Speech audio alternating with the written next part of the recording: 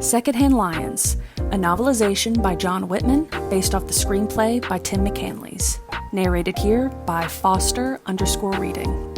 I've also included connecting questions at the end of every chapter in case your teacher may want to use it. Otherwise, you can continue on in the Secondhand Lion playlist on my channel to keep reading. Either way, thank you so much for listening. Quick trigger warning for this chapter, since I do add in sound effects to enhance the experience. I did include a gunshot sound effect, so if you're listening at a school or anything, please don't be alarmed, it's just the video. Thank you so much. Chapter 9. There was a lot of family time over the next few days. Ralph, Helen, and their kids were determined to get on Garth and Hub's good side. And Garth and Hub were just as determined to send them packing. "So, kid," Hub said, nodding at Walter. Everyone was sitting on the front porch enjoying the sunshine.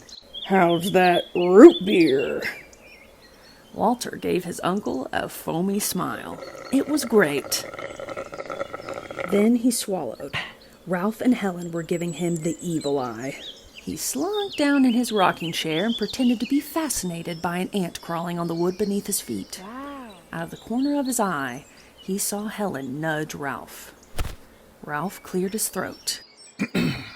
Uncle Hub, Uncle Garth, this has been such a wonderful weekend. So, I hate to bring this up, but did you two look at those wills I left you? Garth and Hub shook their heads and spat in unison. It's best to be prepared, Ralph added meaningfully. "We ain't planning on dying any time soon." "Speak for yourself," Hub growled. Ralph touched his fingertips together, then opened his palms like a friendly minister. You both need to be thinking about these things at your age. Gravel crunched and a car pulled up. The two brothers grinned and pumped their shotguns.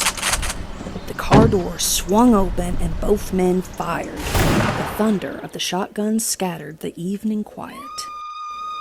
Helen screamed and pulled her 3 children down to the ground. Walter covered his ears. The salesman dove for cover, but he didn't jump back into his car.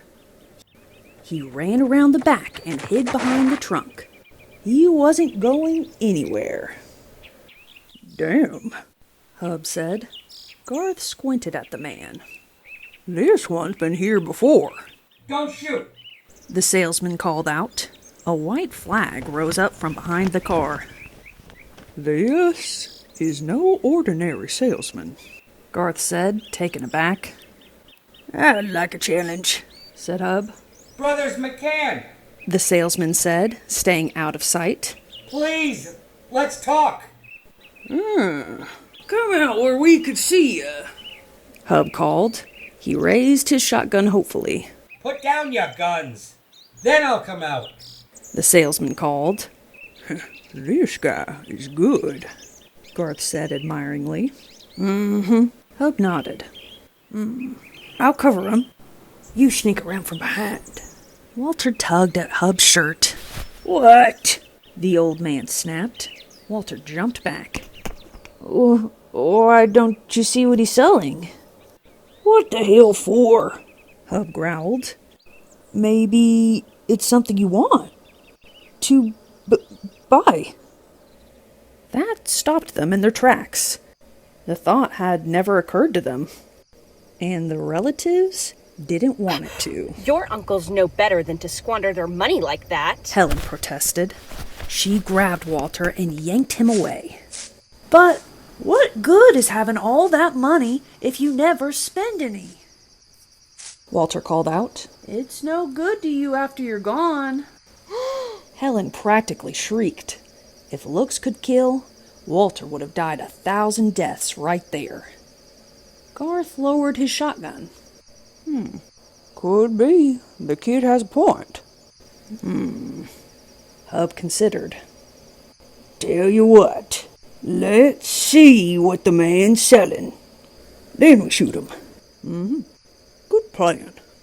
As calm as could be, they ambled down to talk to the salesman. Walter broke away from Helen's clammy hands and followed.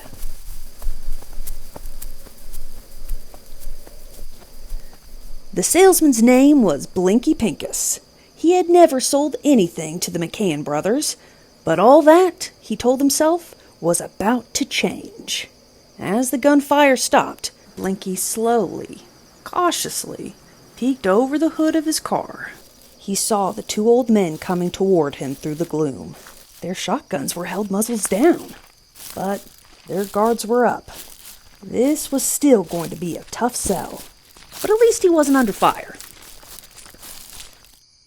Gentlemen, Blinky said, calmly wiping sweat off his face. after our previous unsettling encounters, I've searched the world over for the perfect item for two exuberant sportsmen such as yourselves. And I've found it. He popped his trunk and hoisted out a large contraption with a metal arm and a spring. Voila! Walter blinked. What is it? Blinky smiled. The lack of gunfire made it so much easier to deliver his spiel. He was at the top of his game. The sport of kings, sir. Up to now, only heads of state could afford a fine piece of equipment like this. And it's simple enough that this child can operate it. Really? Walter blurted out. My boy, just press this button.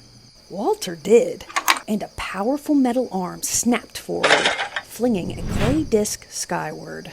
The salesman grabbed a shotgun out of his trunk, brought it to bear, and fired. Kapow! The clay pigeon disintegrated.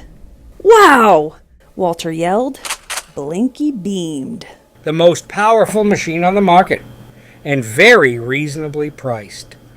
The relatives, Your uncles who had know better inched than their to way squander as their close money as like they that. dared, now squawked. Why, that's the biggest waste of money I've ever... Helen protested.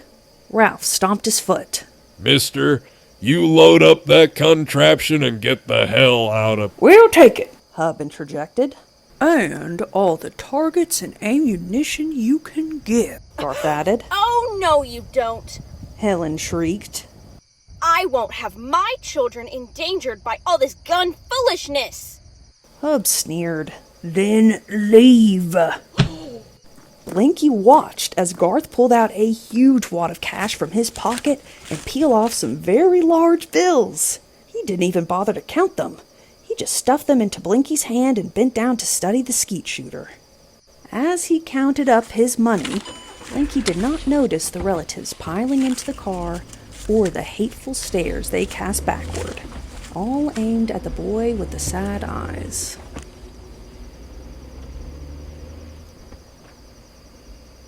End of chapter 9.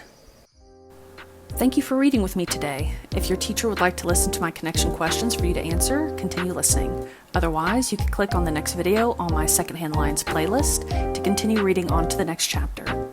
Either way, thank you for listening to Secondhand Lions by John Whitman, narrated by me, Foster_Reading.